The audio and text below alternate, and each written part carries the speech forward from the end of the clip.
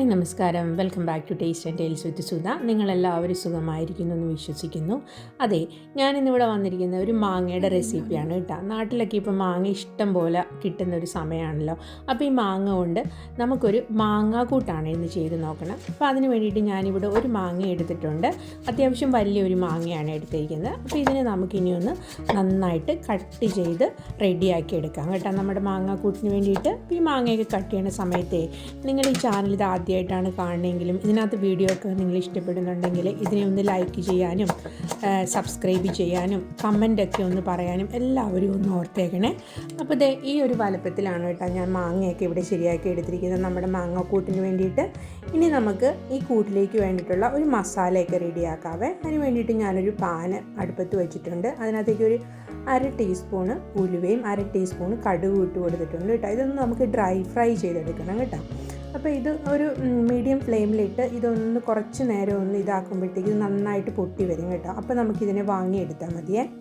അപ്പോൾ ഈ ഉലുവയും കടുവൊക്കെ അത് ഇതുപോലെ ഒന്ന് പൊട്ടി വരുന്ന സമയത്ത് നമുക്കിതിനെ ഒന്ന് വാങ്ങി മാറ്റി വയ്ക്കാം കേട്ടോ, ഒന്ന് ആറാൻ വേണ്ടി മാറ്റി വയ്ക്കാം. ഇനി ഈ പാനിലേക്ക് തന്നെ ഞാനൊരു 4 ടേബിൾ സ്പൂൺ അളവിൽ എണ്ണ ഒഴിച്ചു കൊടുത്തിട്ടുണ്ട്. നിങ്ങളുടെ കയ്യിൽ നല്ലെണ്ണ ഉണ്ടെങ്കിൽ അതായിരിക്കും നല്ലത്. ഞാനിവിടെ സാധാരണ ഓയിലാണ് യൂസ് ചെയ്തിരിക്കുന്നത്. അതിനകത്തേക്ക് നമ്മൾ കുറച്ച് കരിവേപ്പില എന്തോരം കയ്യിലുണ്ടെങ്കിലും ആവശ്യത്തിനധികം നന്നായിട്ട് തന്നെ ഇട്ട് കൊടുത്തോളൂ കേട്ടോ. ഇതിനെ നമ്മളൊന്ന് നന്നായിട്ട് ഫ്രൈ ചെയ്തെടുക്കണം കേട്ടോ. ഫ്രൈ ചെയ്തെടുക്കുകയെന്നുണ്ടെങ്കിൽ ഇത് കയ്യിൽ പിടിച്ചാൽ ഇങ്ങനെ ഞെരിഞ്ഞു പോകുന്ന രീതിയിൽ നന്നായിട്ട് തന്നെ ഫ്രൈ ചെയ്തെടുക്കണേ. പിന്നെ അതിൻ്റെ കരിവേപ്പിലൊക്കെ ഇവിടെ ഫ്രൈ ആയിട്ടുണ്ട്. ഞാൻ ഇതിനെ ഒന്ന് കോരി മാറ്റിയെടുക്കുവാണ് കേട്ടോ.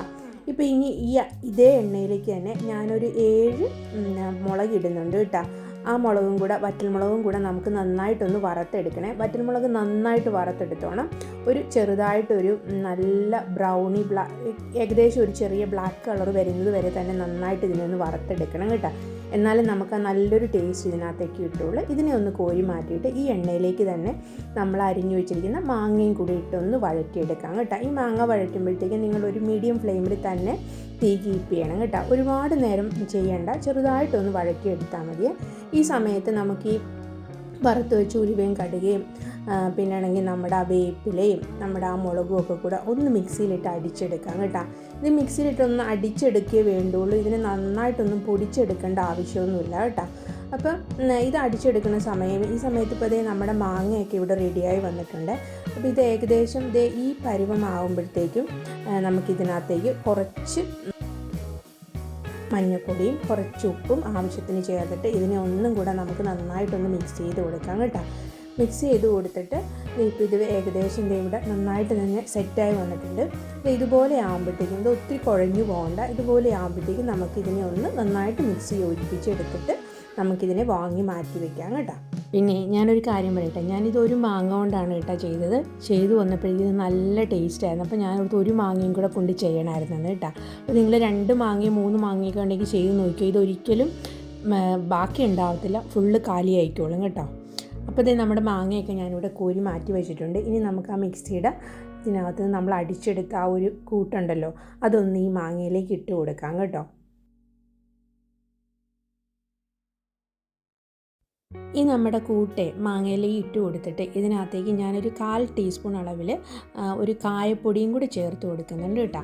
എന്നിട്ട് ഇതിനെ ഞാൻ കൈകൊണ്ടാണ് ഇവിടെ മിക്സ് ചെയ്തെടുക്കുന്നത്. എന്ന് വെച്ചാൽ കൈകൊണ്ട് മിക്സ് ചെയ്തെടുക്കുമ്പോഴത്തേക്കും ഈ കൂട്ടെല്ലാം നന്നായിട്ട് ഈ മാങ്ങയിലേക്ക് പിടിച്ച് നമുക്ക് ആ കിട്ടുന്ന ആ ഒരു ടേസ്റ്റ് അതൊരു ഭയങ്കര നല്ലൊരു ടേസ്റ്റ് ആയിരിക്കും കേട്ടോ. നമ്മൾ സ്പൂൺ കൊണ്ട് മിക്സ് ചെയ്തതിനൊക്കെ കഴിഞ്ഞും കൈകൊണ്ട് തന്നെ മിക്സ് ചെയ്യുന്നതായിരിക്കും നല്ലത്. അപ്പോൾ നമ്മുടെ മാങ്ങാക്കൂട്ടൊക്കെ ഇവിടെ റെഡി ആയിട്ടുണ്ട്. ഇത് നമുക്ക് തന്നെ കഴിക്കാനാണെങ്കിലും ചോറിൻ്റെ കൂടെ കഴിക്കാനാണെങ്കിലും ഒക്കെ ഒരു നല്ല ടേസ്റ്റാണ് കേട്ടോ. അപ്പോൾ നമ്മുടെ വീട്ടിൽ മാങ്ങയൊക്കെ കൂടുതൽ മേടിക്കുമ്പോഴേ ഇതെല്ലാവരും ഒന്ന് ട്രൈ ചെയ്ത് നോക്കണം കേട്ടോ. നല്ല ടേസ്റ്റാണ്.